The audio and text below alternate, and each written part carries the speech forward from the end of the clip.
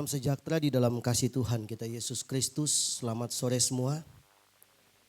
Segala kemuliaan, keagungan, kejayaan hanya bagi Tuhan saja. Puji Tuhan. Kita patut mengucap syukur karena sore ini agak berbeda. Tadi sedikit ada masalah di musik. Keyboard kita yang cadangan juga KO. Yang aslinya juga sedang di ICU, yang cadangannya juga masuk ICU. Untung tim musik kita khusus yang pemain keyboard ya. Kalau pemain keyboard itu katanya harus ada keyboard di rumah. Jadi langsung tapi enggak dikasih ke sini ya. Ibu Modi enggak ya. Cuman sore ini saja gitu ya. Hanya sore ini. Ya puji Tuhan, tahun ini gereja kita itu mengusung tema lebih mengenal Bapa. Saya sejak dari akhir tahun memang kondisi kesehatan masih terganggu ya. Sudah 3 minggu saya sembuh, sakit lagi, sembuh, sakit lagi. Dari hari Kamis kemarin saya agak khawatir ini hari Minggu bisa khotbah enggak ya. Karena memang hari Kamis, Jumat itu sampai tadi malam Sabtu itu badan saya, tulang saya itu kayak mau patah semua. Nggak ngerti itu apa flu tulang atau tulang flu gitu, nggak ngerti ya. Tidak paham saya, pokoknya apa yang dianjurkan minum, obat, vitamin semua dilakukan. Istri saya telaten untuk mengurus. Puji Tuhan padahal dia juga sedang sakit tapi dia ngurus diri sendiri gitu. Tapi saya merenungkan tentang lebih mengenal Bapa ini adalah satu hal yang menjadi poin penting kita di tahun ini. Kalau diusung tema ini saya berharap tidak kebetulan ya. Tapi mau menarik perhatian kita semua untuk tertuju kepada satu pribadi, yaitu Bapa di surga. Jadi fokus kita benar-benar lebih mengenal Dia. Bukan hidup dalam ketakutan, bukan hidup dalam kekhawatiran. Karena ada banyak orang yang hidup dalam kekhawatiran. Kalau bicara mengenal Bapa, ada banyak orang yang hanya mengenal Bapa itu sebatas berkatnya. Ketika dia diberkati Tuhan, dia bilang, saya sedang kenal Bapa ini. Hidup saya sedang diangkat, diberkati Tuhan. Bisnis saya, usaha saya, pekerjaan saya semua lagi baik. Tahun kemarin saya menutup raport dengan begitu gemilang. Hasil semua memuaskan. Saya kenal Bapa. Tapi ketika orang masuk dalam lembah kekelaman, orang kehilangan mengenal Bapa. Di mana dia? Jadi orang mengenal Bapa itu pribadinya seringkali hanya karena lewat berkatnya. Sering berkata Tuhan baik. Tapi belum tentu dia sungguh-sungguh mengenal Bapa. Maka itu sore ini saya ingin membahas tentang tema ini, tentang lebih mengenal Bapa. Dalam judul kecil saya adalah Allah yang kudus dan berdaulat. Jadi kalau kita mau mengenal Bapa itu, mengenal pertama yang harus kita pelajari, Bapa itu adalah Allah yang kudus dan berdaulat. Ingat-ingat di otak. Bapa kita itu, Allah kita itu adalah Bapa yang kudus dan berdaulat. Coba sama-sama katakan, Bapa yang kudus dan berdaulat. Iya.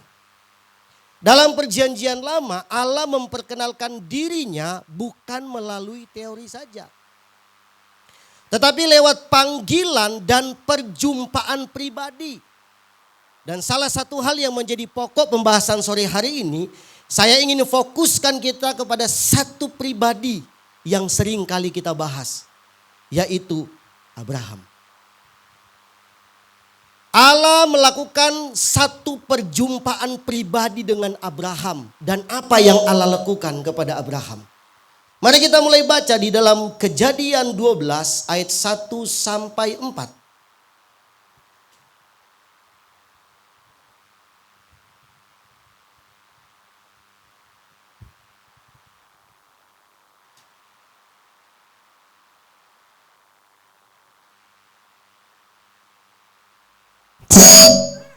Cek.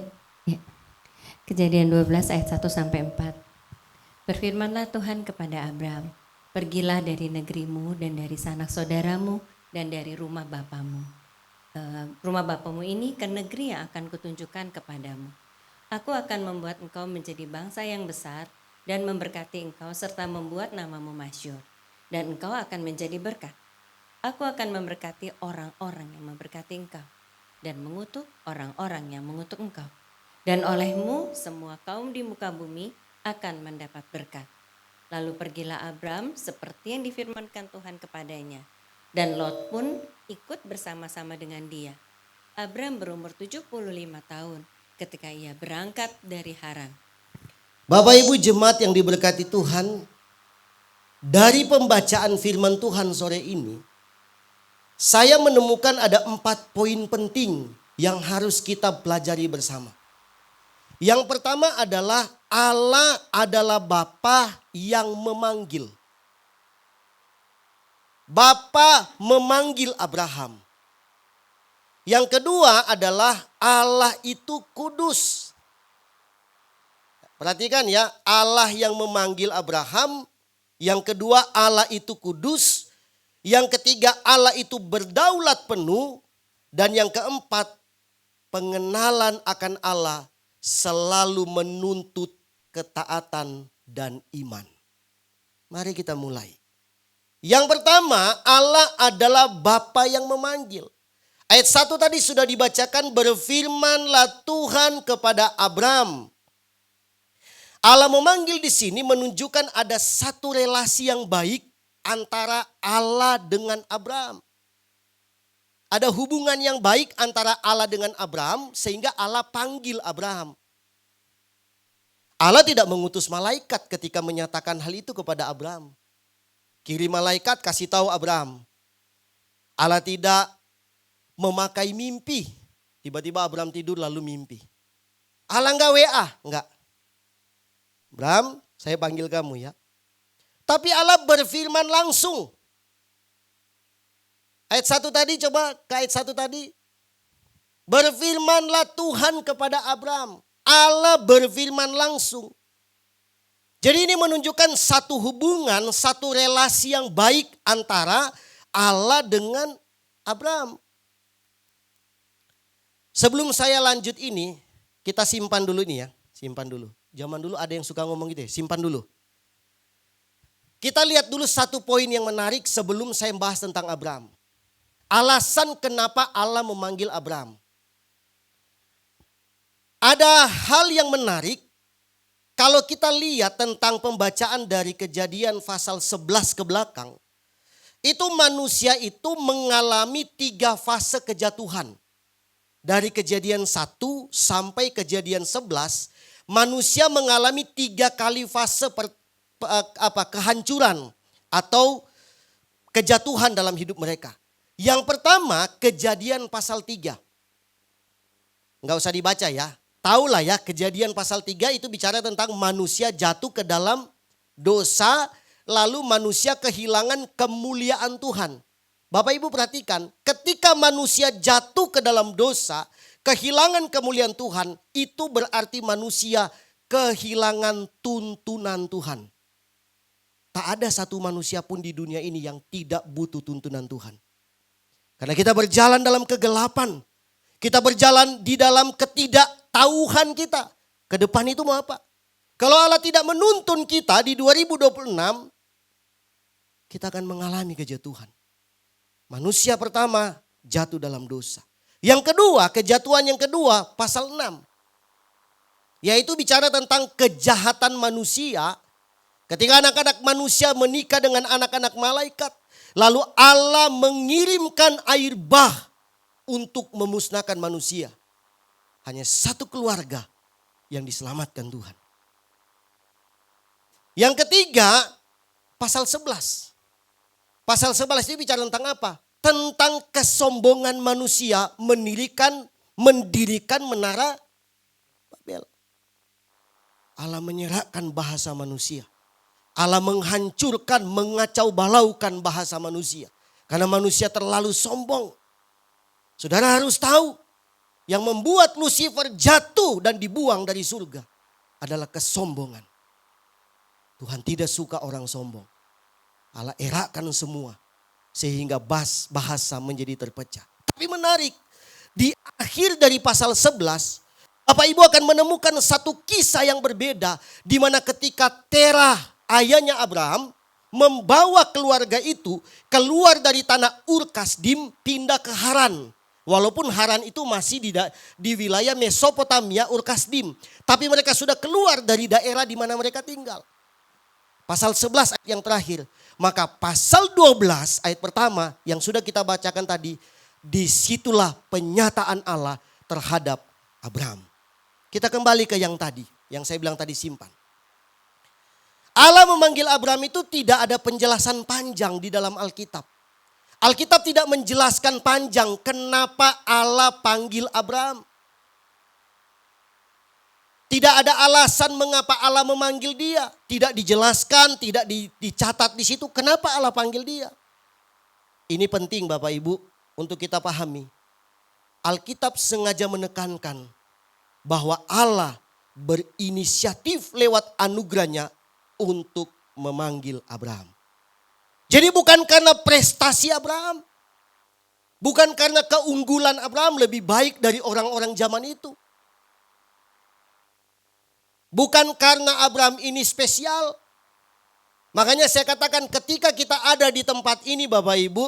Kita dipilih oleh Tuhan lewat iman kita kepada Dia. Itu bukan karena kita spesial. Tidak ada satu gereja pun ketika ada jemaat baru datang lalu minta listnya. Profil hidupmu seperti apa? Latar belakang kamu seperti apa? Oh saya ini pendosa, saya ini narkoba, saya ini mabuk-mabukan, saya ini main perempuan, saya ini main laki-laki, saya ini main bola, saya ini main tenis meja. Bukan. Lalu, oh gak layak kamu kalau gitu. Gak boleh. Wah hidupmu belangsak banget, gak bisa masuk. Bukan begitu. Allah justru menjumpai kita orang-orang yang gagal untuk menjadikan kita orang berhasil. Tidak ada prestasi, tidak ada alasan Allah memilih Abraham karena prestasi dia.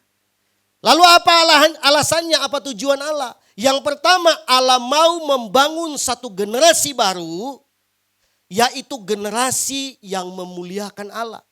Ingat, generasi di belakang Abraham itu sudah gagal, mengalami 3 kali kejatuhan, 3 kali kegagalan, manusia tidak ada hubungan dengan Allah.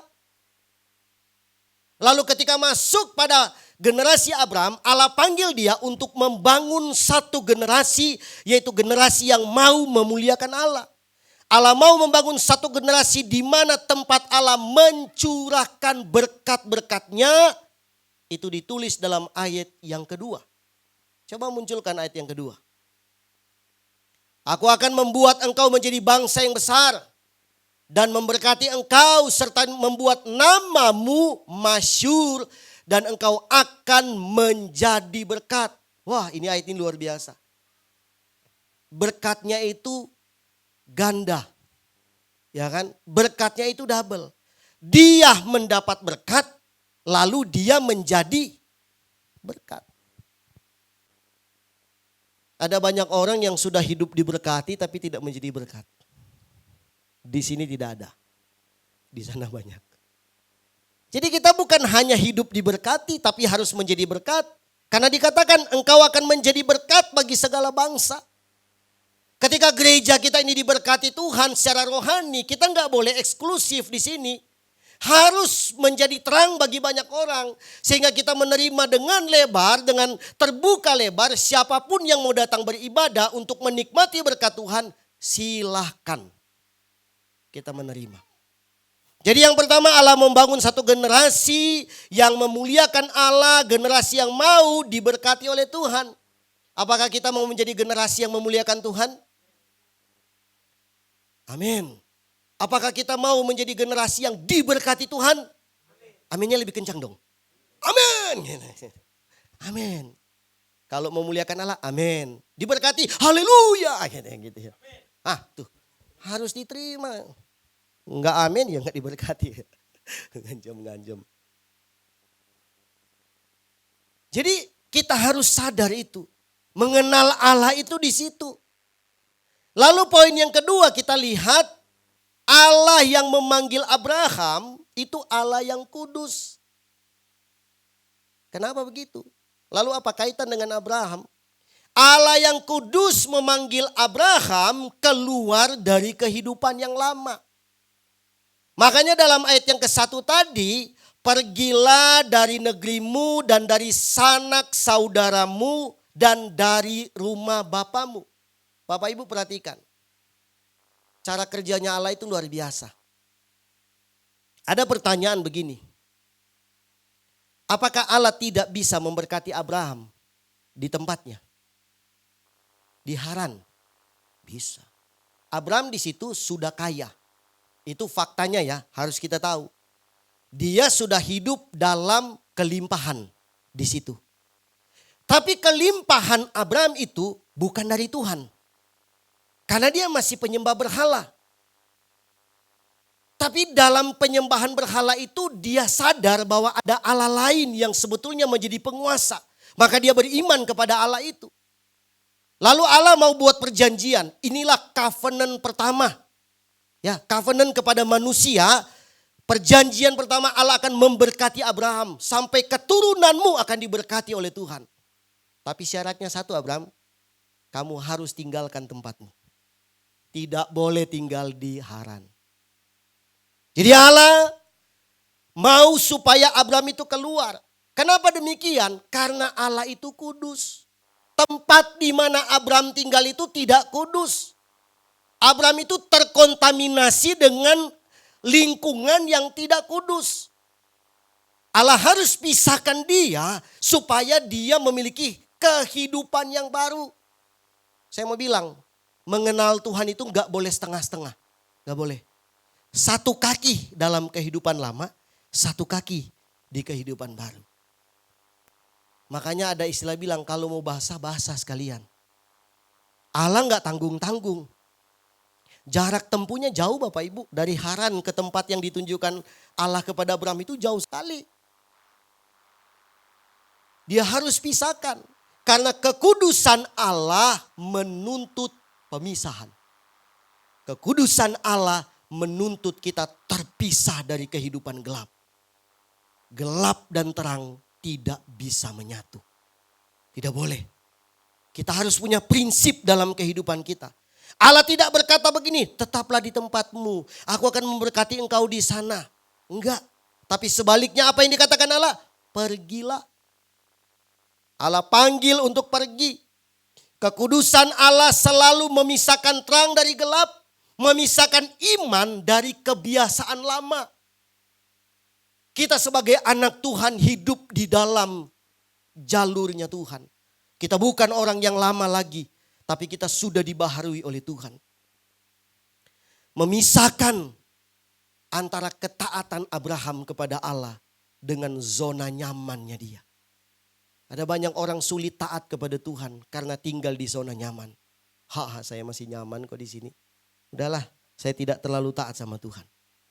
Imamat 20 ayat yang ke-26. Imamat 20 ayat yang ke-26. Kuduslah kamu bagiku, sebab aku ini Tuhan kudus. Dan aku telah memisahkan kamu dari bangsa-bangsa lain, supaya kamu menjadi milikku. Nah, Allah pisahkan dari bangsa lain. Supaya bangsa pilihan Allah menjadi milik satu-satunya Tuhan. Dan hidup dalam kekudusan. Kita dipisahkan dari kehidupan gelap. Karena Allah mau menerangi jalan hidup kita dan memberkati setiap pribadi kita. Makanya saya katakan beriman kepada Kristus Yesus itu kalau bicara soal berkat tidak perlu diragukan. Karena saya percaya kita hidup dalam berkat Tuhan. Yang paling terpenting bukan soal berkat tapi soal kekudusan. Kekudusan itu adalah harga mati dalam kehidupan kita. Tidak ada tawar-menawar dalam kekudusan. Abraham dipanggil keluar dari sistem dunia. Ur-Kasdim adalah pusat penyembahan berhala. Allah yang kudus tidak mau Abraham hidup setengah-setengah.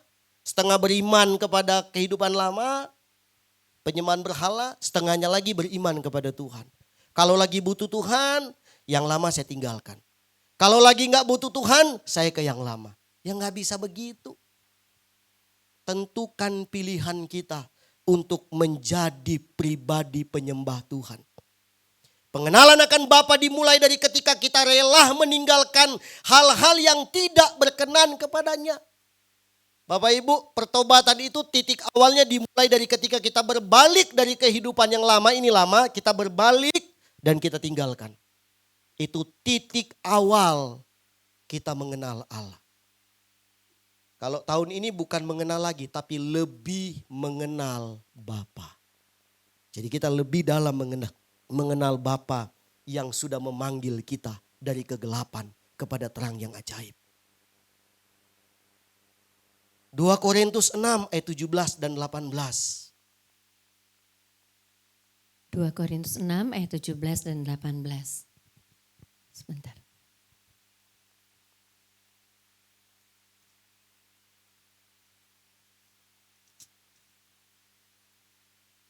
Sebab itu, keluarlah kamu dari antara mereka dan pisahkanlah dirimu dari mereka, firman Tuhan.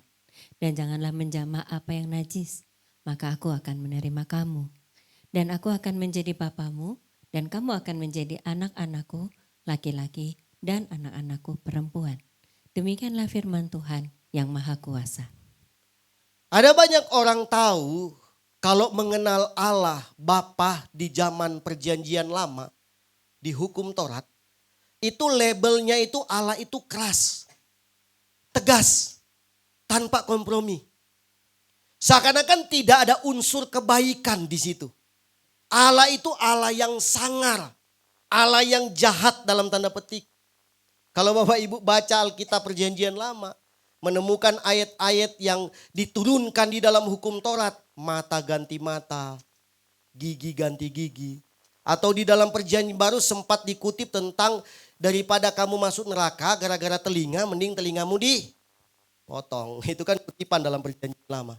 Daripada kamu masuk neraka gara-gara kakimu yang nakal, mending kakimu dipotong. Kan pengertiannya bukan begitu. Tapi dalam konteks perjanjian lama, orang tuh memvisualisasikan Allah itu Allah yang keras. Allah yang tanpa kompromi. Tidak mengenal sisi anugerahnya Allah. Kalau kita belajar dari Abraham, sebetulnya bukan begitu. Yang Allah mau adalah ketika kita memilih untuk percaya kepada Allah dan hidup dalam berkat Allah, maka syaratnya adalah kamu harus mau dipisahkan dari kehidupan yang lama. Ini ayatnya. Keluarlah kamu dari antara mereka dan pisahkanlah dirimu dari mereka. Firman Tuhan. Janganlah menjamah apa yang najis, maka aku akan menerima kamu. Allah itu adalah pribadi yang sangat prinsip. Dia baik, tapi dia tidak kompromi dengan dosa. Bapak Ibu, dia mengasihi kita. Percayalah, dia mengasihi kita, tapi dia tidak suka dengan kelakuan kita yang tidak berkenan. Dia benci dosa. Dia bukan benci Bapak Ibu, bukan. Dia benci dosa. Kalau kita hidup di dalam kegelapan dosa, Tuhan akan hajar, tempeleng, pukul, cambuk. Supaya kita keluar dari kehidupan itu. Untuk membuat kita kembali mengenal Allah yang sebenarnya. Abraham bukan dalam posisi yang melawan. Bukan. Abraham atau Abram pada pasal 12 masih menggunakan kata Abram. Dia adalah orang yang tidak melawan. Tapi dia dijadikan teladan oleh Allah. Bagaimana seorang pribadi yang rela meninggalkan kehidupan dia yang lama. Dengan segala gemerlap kekayaan dia tinggalkan. Bapak Ibu pikir enak gitu. Ketika dibilang Abram pergilah kamu ke sana. Jangan bawa apa-apa ya. Waduh ini bagaimana ini. Saya mau melangkah bersama keluarga saya ke sana tanpa bawa apa-apa, ini gimana nih. Kalau di situ kan dia sudah hidup dalam kelimpahan. Makan ada, minum ada, ya kan? Tidur nyenyak, pakaian bagus, orang kaya. Ini kalau tinggalkan tempat saya ini ke sana itu gimana hidup saya gitu. Itulah iman kita kepada Tuhan. Apakah ada kebiasaan atau relasi yang buruk, atau pola hidup yang tidak berkenan kepada Tuhan, yang Tuhan mau kita tinggalkan dalam hidup kita di tahun ini, mumpung masih awal tahun. Tinggalkan kebiasaan kita di 2025 yang tidak berkenan kepada Tuhan. Kalau mau lebih mengenal Bapa di tahun ini, kita harus mengambil langkah berani dalam hidup kita. Kita tidak akan bisa mengenal Allah lebih dekat, Allah yang kudus, sambil memelihara dosa. Gak bisa. Sambil membuat diri nyaman dengan dosa. Lalu kita mau mengenal Allah yang kudus. Kita akan terhambat dengan perilaku kita. Poin yang ketiga, Allah yang berdaulat. Memanggil tanpa menjelaskan semua rencananya kepada Abraham. Ayat 1 tadi, pasal 12 ayat 1. Coba ditampilkan Kejadian 12 ayat 1 tadi, ayat yang bagian yang terakhir. Pergilah mulai dari situ ya. Pergilah dari negerimu, dari sanak saudaramu dan dari rumah bapamu ini ke negeri yang akan kutunjukkan kepadamu. Dia enggak kasih tahu di situ dulu. Ya kan? Abraham, kamu pergi ke tempat yang akan saya tunjukkan ya. Petanya ada gitu. Saya gambar ya. Kamu titik berangkatnya dari Haran. Lalu digambar sama Allah. Nanti kamu belok ke sini, lewat ke sini, berhenti dulu di sini. Nanti kamu tiba di sini. Di sini ya. Ini mantap ini. Abraham, saya pilihkan kamu untuk yang terbaik. Enggak. Dia nyuruh doang. Pergilah kamu. Tidak berkata kemana jalannya. Abraham, kemana jalannya Tuhan? Berapa lama perjalanannya? Tantangannya seperti apa? Itu panas enggak ya? Jalan di padang pasir begitu panas enggak ya? Abraham juga enggak pakai nanya. Saya pikir ini Abraham ini kayak gimana ya? Antara iman atau nekat aja nih. Udah jalan aja gitu. Allah hanya berkata, aku akan menunjukkan kepadamu. Kita melangkah di 2026 hanya menurut tuntunan Tuhan. Amin. Nanti saya akan tunjukkan kepadamu di tahun ini. Berkatnya sebesar apa. Di mana tempatnya? Enggak perlu tanya. Seperti apa lokasinya? Enggak perlu tahu. Yang penting goal akhirnya adalah berkat Tuhan. Amin. Itu harus kita imani. Yesaya 55 ayat 8 sampai 9. Yesaya 55 ayat 8 sampai 9. Sebab rancanganku bukanlah rancanganmu dan jalanmu bukanlah jalanku. Demikianlah firman Tuhan.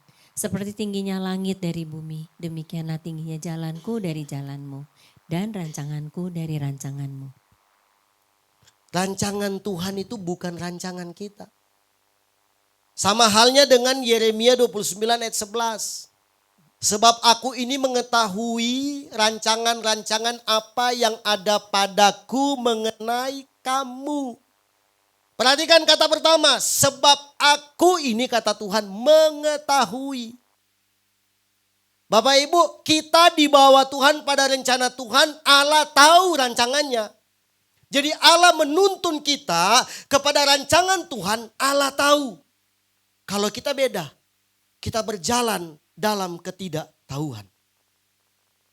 Kita buat rencana tapi kita enggak tahu jadinya seperti apa. Tapi Allah punya rencana, Allah tahu.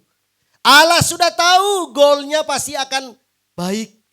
Pasti akan 2026 kita akan akhiri dengan nilai yang sangat baik. Allah tahu.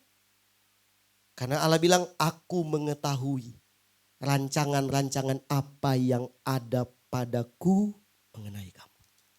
Demikianlah firman Tuhan. Bukan rancangan kecelakaan. Tapi damai sejahtera. Tidak kebetulan ayat ini saya kutip. Karena ayat tahunan saya tahun ini. Ayat ini. Yeremia 29 ayat 11 sampai 14. Aku akan membuat kamu menemukan aku. Ayat 13. Tuhan tahu rancangan Tuhan dalam hidup kita. Amin. Memang kadang-kadang kalau kita suka doa ya nanya Tuhan. Kok belum dijawab doanya? Kok belum terjadi lagi? Ya kan sudah berapa tahun dibahas terus. Tahun pertama, tahun kedua, tahun ketiga dibahas. Kok tetap sama, jawabannya belum ada Tuhan. Ini gimana jadinya? Misalkan contoh GKT berdoa untuk gedung sudah tahun keberapa ini Bu Gembala? Nah, kita doa untuk gedung, punya gedung sendiri udah mungkin 4 tahun lah ya. 5 tahunan lah ya kita doakan supaya kita pengen punya gedung sendiri. Sampai 5 tahun ini belum. Tuhan bilang aku mengetahui rancangan apa yang ada padaku mengenai kamu. Itu Bapak Ibu jujur ya, kita harus jujur sama-sama. Untuk hidup pada poin itu, imannya dibutuhkan beneran loh. Pertarungan antara logika dengan iman di situ bertempur. Ini kok saya sudah beriman. Kalau orang judge kita, kamu berdoa enggak? Aduh Tuhan, jangan ditanya lagi. Seolah-olah kita ini bukan berdoa loh. Kalau orang ngomong gitu loh, kamu berdoa enggak? Kamu suka nanya Tuhan enggak? Kayaknya ada yang salah dari hidupmu. Suka begitu loh, kadang-kadang kita terhakimi. Kayaknya iya ya. Tuhan punya waktu yang terbaik, amin. Kalau mau mengenal Bapa begitu. Karena kita nggak bisa baca pikiran Tuhan yang sesungguhnya. Kita hanya bisa menyelami firman Tuhan dan beriman. Kita nggak tahu Tuhan mau bawa kita kemana di 2026. Tapi yang Tuhan mau adalah apa? Yuk, lebih baik kita sibuk membangun hubungan dengan Tuhan. Mengenal Allah yang kudus dan Allah yang berdaulat. Dia berdaulat atas hidup kita. Dia yang berdaulat atas Abraham tidak membiarkan Abraham. Disinilah kedaulatan Allah dinyatakan. Allah memimpin, kita manusia butuh percaya dan taat. Allah memimpin Abraham, Abraham yang dibutuhkan dia adalah percaya lalu taat. Dua hal ini gak bisa dipisahkan. Abraham percaya kepada panggilan Allah dan Abraham taat untuk menjalankan panggilan itu. Dan kita sudah tahu kan hasil akhir Abraham kan. Apa yang dijanjikan Allah kepada dia digenapi semua. Jadi ketaatan dan percaya harus kita miliki di tahun ini untuk bisa mengenal Allah lebih dekat lagi dalam kehidupan kita. Dan menikmati berkat Tuhan dalam kedaulatan Allah. 2026. Tadi pagi kita khotbahnya digelitik sedikit. Soal kekhawatiran. Soal ketakutan. Ya kan? Ada resesi yang akan terjadi. Ada persoalan yang terjadi. Saya mau bilang Bapak Ibu, kita sudah melewati banyak hal dalam hal itu ya kan? Kita sudah menjadi pemenang. Kita ini kalau bicara tentang dihajar habis-habisan oleh keadaan ekonomi, keadaan politik dan sebagainya mempengaruhi, kita sudah mengalami pertempuran itu. Kenyataannya kita hidup sampai hari ini. Kenyataannya kita masih ada sampai sekarang. Kita masih hidup dalam berkat Tuhan, amin. Amin. Kalau satu jalan tertutup, percaya enggak Tuhan bisa buka jalan lain? Amin. Percaya. Yang Allah mau dalam hidup Abraham cuma satu, goalnya. Allah cuma bilang Abraham pergi dan Allah sudah tahu goalnya pasti terjadi. Soal tantangan yang dilewati Abraham itu urusan lain. Tapi berhasil. Jadi Allah mau pesan begitu kepada kita ketika kita mengenal dia, jalani 2026, jalani saja. Jalani saja. Apapun pergumulan yang akan kita hadapi nanti, jalani saja.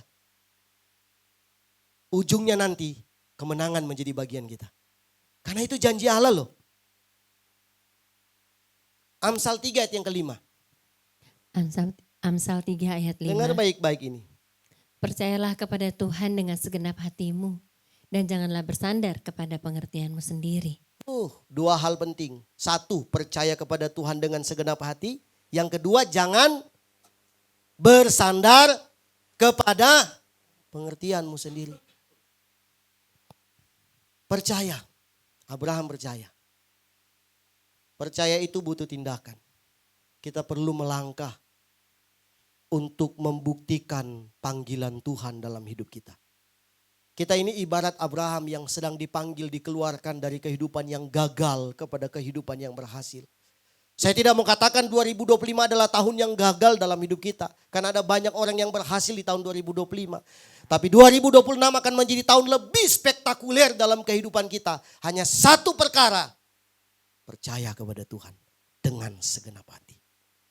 Roma 4 ayat yang ke-18. Ini ungkapan Abraham ini yang dikutip oleh Paulus. Atau ungkapan Paulus yang melihat pribadi Abraham. Roma 4 ayat yang ke-18. Roma 4 ayat 18. Sebab sekalipun tidak ada dasar untuk berharap, namun Abraham berharap juga dan percaya bahwa ia akan menjadi bapa banyak bangsa menurut yang telah difirmankan. Demikianlah banyaknya nanti keturunanmu. Ini yang saya bilang tadi, ini Abraham ini modal modal percaya atau nekat gitu. Ini dia modal nekat-nekatan aja udah. Atau percaya. Saya percaya ya. Karena dia dijuluki menjadi bapak orang beriman. Bayangkan dikatakan sekalipun tidak ada dasar untuk berharap. Kenapa tidak ada dasar untuk berharap? Abraham belum pernah mengalami pengalaman ditolong Tuhan sebelum ini. Abraham belum pernah mengalami mujizat Tuhan sebelum ini. Kalau kita yang sudah hidup dalam mujizat Tuhan dari tahun ke tahun masih meragukan kuasa Tuhan, itu aneh. Itu aneh. Tahun lalu Tuhan tolong kita. Kok tahun ini kita ragu sama Tuhan? Kalau Abraham yang tidak percaya sama Tuhan, itu enggak aneh. Karena dia enggak punya pengalaman sebelum ini. Enggak punya pengalaman ditolong Tuhan, diberkati Tuhan, enggak ada. Jadi enggak ada dasar untuk dia percaya. Apa dasar saya percaya sama Tuhan? Oh, saya belum pernah ditolong Tuhan. Tapi Abraham percaya loh. Bayangkan coba. Apalagi kita. 30 tahun menjadi anak Tuhan. 30 tahun hidup dalam mujizat Tuhan. 30 tahun hidup dalam berkat Tuhan. Masih kurang percaya. Ada yang salah, euy. Jangan ragu, amin. Ada perkataan bilang, kalau kemarin Tuhan tolong, hari ini Tuhan tolong, maka besok Tuhan tolong. Amin. Kalau tahun lalu Tuhan tolong, tahun ini Tuhan tolong kita. Karena Allah yang menuntun kita adalah Allah yang sama. Kuasanya tidak berubah dulu, sekarang, dan sampai selamanya. Tidak berubah. Kuasa Tuhan itu selalu baru dalam kehidupan kita. Mari kita membangun kepercayaan di atas dasar iman kita karena kita sudah hidup dalam pengalaman. Secara pribadi kita banyak mengalami mujizat Tuhan. Amin. Secara gereja apalagi. Ada gereja lain mungkin jokes ya. Ada gereja lain mungkin gak butuh mujizat Tuhan bisa hidup. Kalau gereja kita ini benar-benar hidup dalam mujizat. Enggak bisa bilang enggak. Jokes ya. Mungkin ada gereja lain enggak perlu pertolongan Tuhan bisa hidup. Bisa jalan maksudnya. Bukan gerejanya hidup kayak manusia. Bisa jalan. Kalau kita beda. Setiap hari berdoa, berlutut, minta pertolongan Tuhan. Ya kan? Tuhan buktikan dia pelihara. Itu dasar kita untuk tetap percaya kepada Tuhan.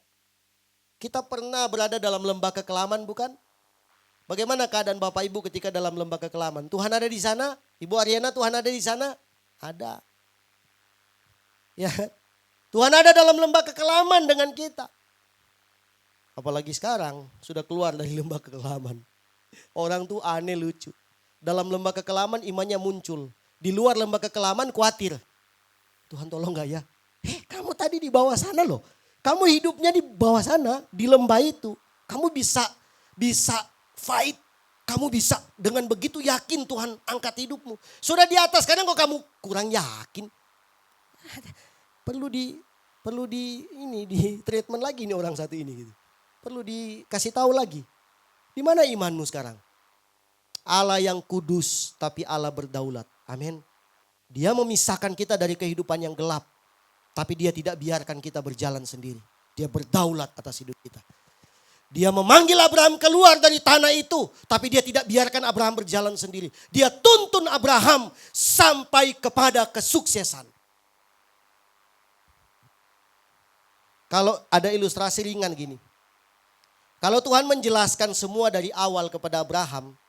Mungkin Abraham akan bilang, Tuhan ada rencanamu yang lain enggak? Kalau Tuhan bilang ke kita rencana Tuhan, lalu kita rasa berat, kita mungkin bilang sama Tuhan, Tuhan boleh enggak ada yang lebih ringan sedikit enggak rancangan Tuhan dalam hidup saya. Jadi ya Tuhan gak mau ngomong. Nanti kita bilang saya pertimbangkan dulu ya. Tiba-tiba ada suara Tuhan panggil ke saya misalnya. Stephen, kayak siapa?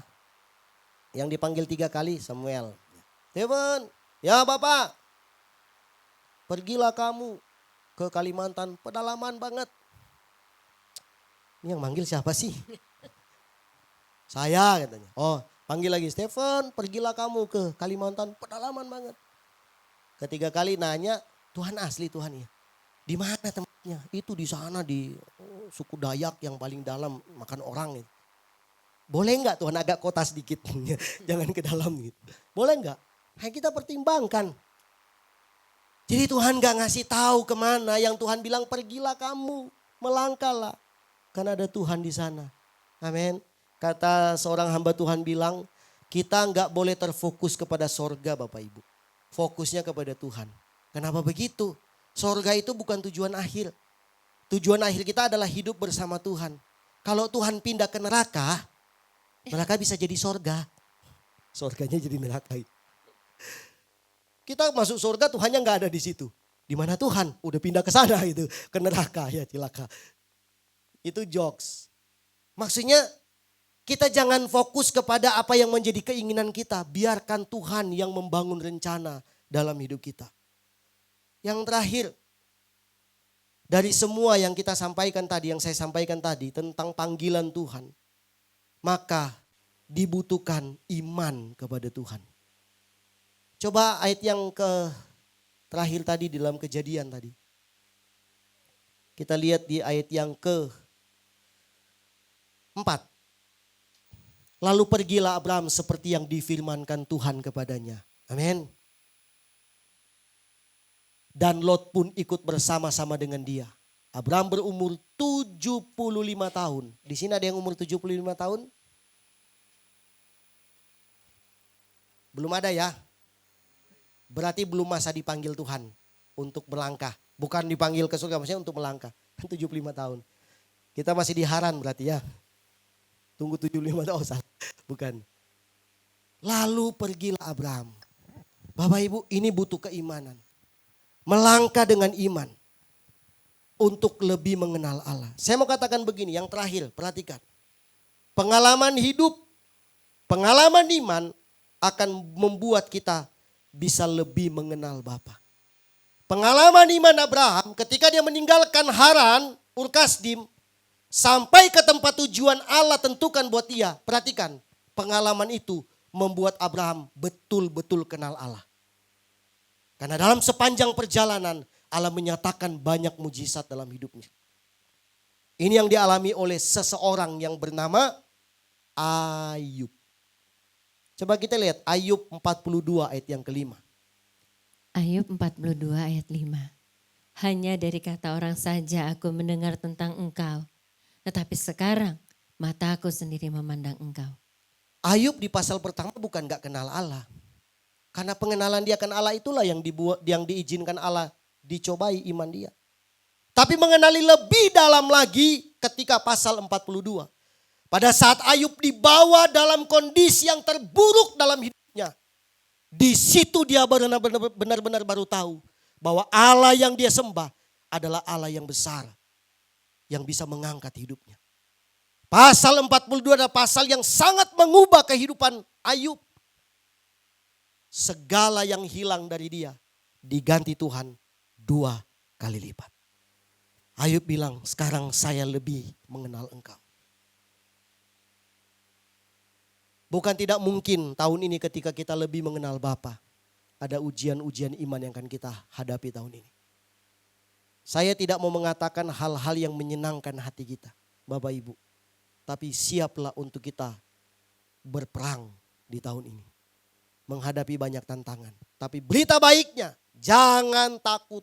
Firman Tuhan bilang, Allah yang bilang, aku sendiri yang berperang menggantikan kamu. Itu Allah yang berdaulat. Dia tidak akan membiarkan kita berjalan sendiri.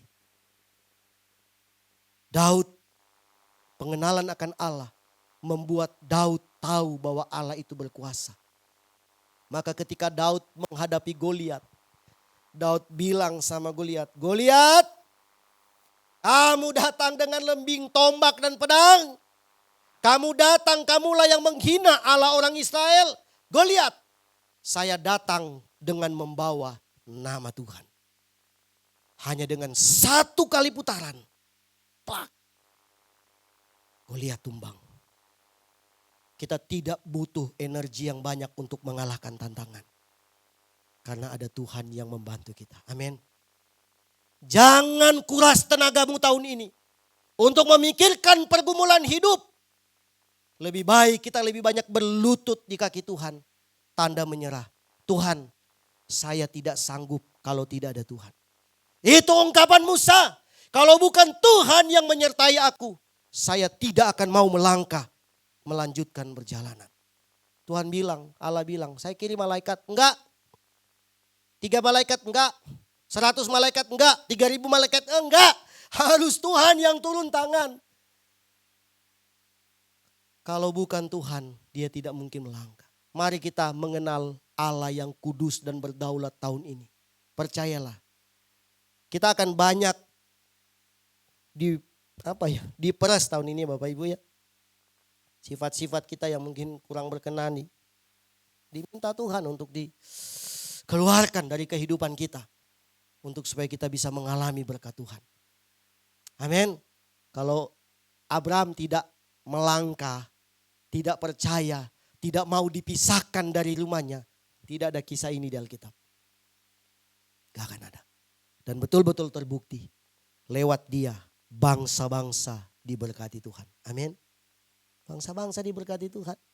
Ada berapa banyak keturunan Abraham Israel yang tersebar luas di seluruh dunia ini.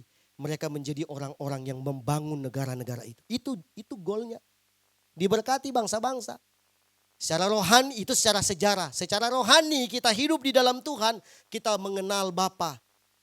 Karena Yesus lahir dari keturunan Daud. Daud tentunya dari Abraham itu. Ada Yesus yang menjadi penolong dalam hidup kita. Puji Tuhan.